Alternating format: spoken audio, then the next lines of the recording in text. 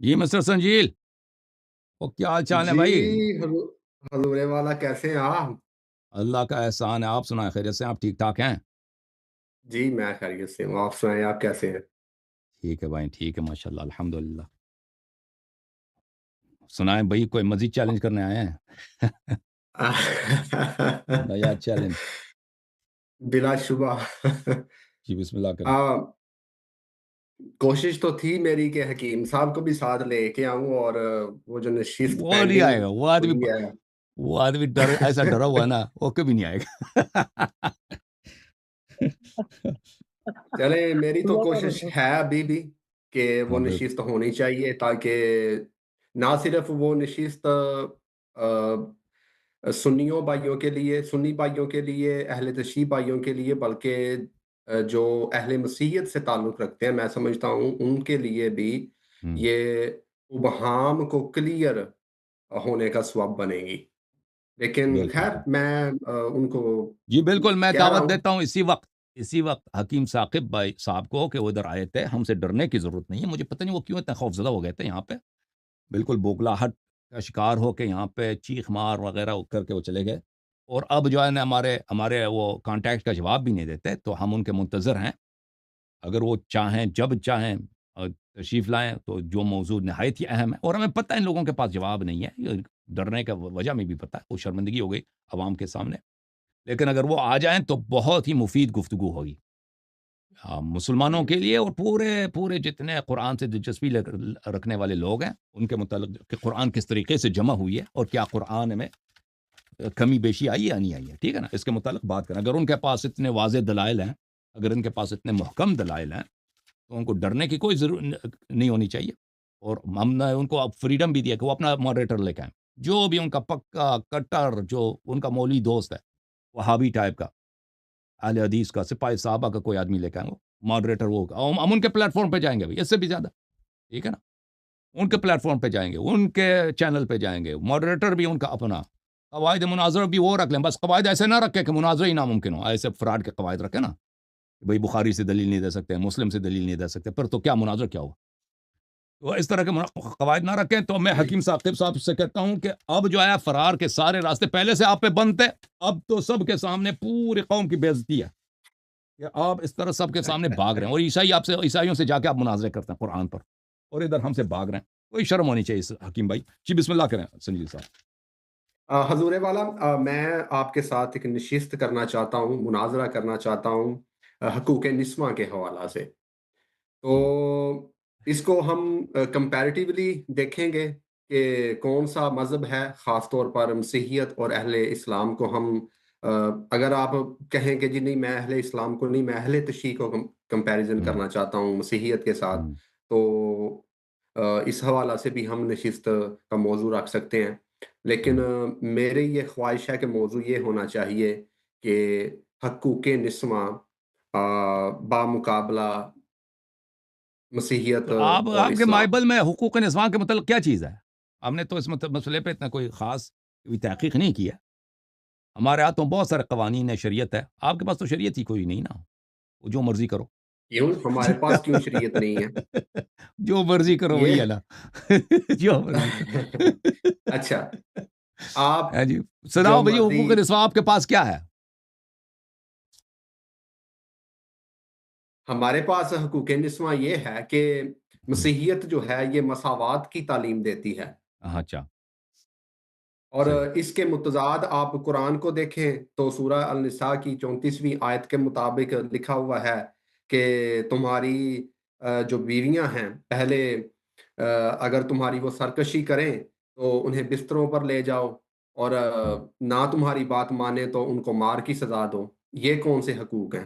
مار جو ہے نا وہ تو اس مسواک سے مارنے کی ہے، اس طرح مارنے کی نہیں کہ زور سے مارو، یہ مسواک تو آپ اپنی تشریح ٹوتھ کرتے برش، ہیں نا، وہ نہیں، وہ یہ حدیث وہاں میں ہے پر تو نا، نہیں نا یہ وہ لکھا ہوا حدیث میں ہے، مسواک میں، وہ حدیث میں ہے، تو مسواک کے آپ کے یہاں ساتھ کیا ہے؟ اگر کوئی عورت اپنے شوہر کا مال چوری کرتی ہے، کھاتی ہے، اور پھر وہ جو مرضی باہر بھی چلی جاتی ہے، مردوں سے وہ گپ شپ دوستی فلرٹنگ ہے، بوائے فرینڈ بھی کئی رکھے ہوئے ہیں، تو یہ مرد کے پاس کیا آپشن ہے بھائی؟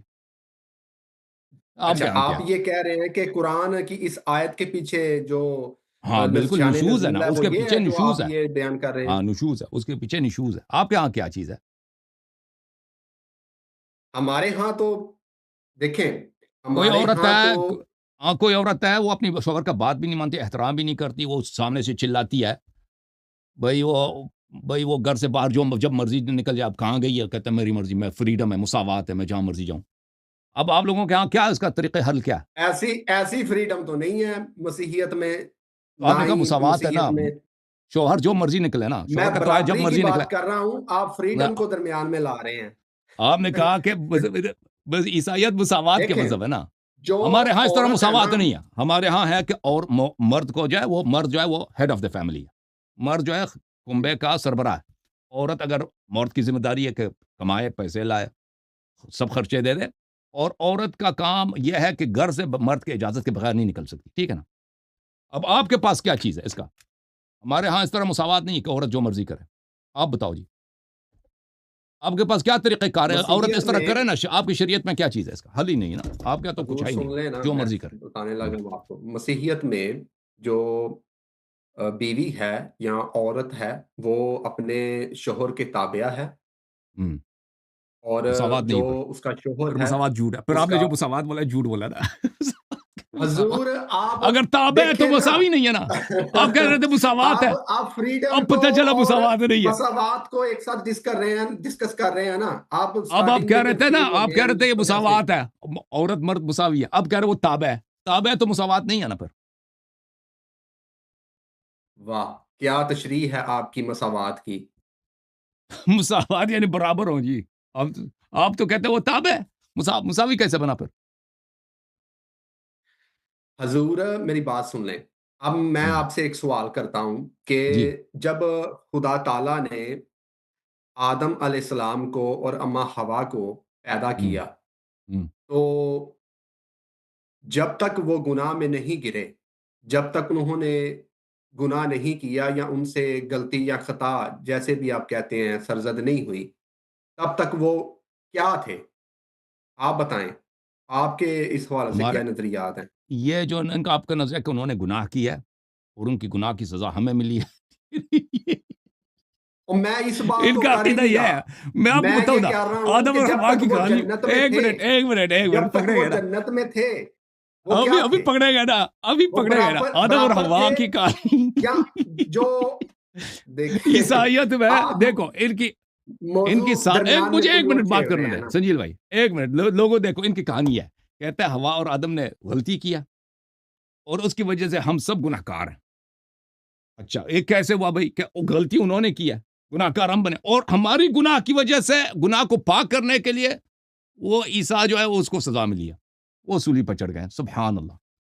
حوا غلطی کرے، آدم غلطی کرے، گناہ کار ہم بنے، اور گناہ پھر یہ چلو یہ بھی مان لیا، پھر گناہ ہماری ہو، پھر وہ بیچارہ عیسیٰ مسیح وہ بیچارہ وہ سزا اس کو سولی پہ چڑھایا جائے، بے گناہ آدمی کو، بے گناہ خدا کو.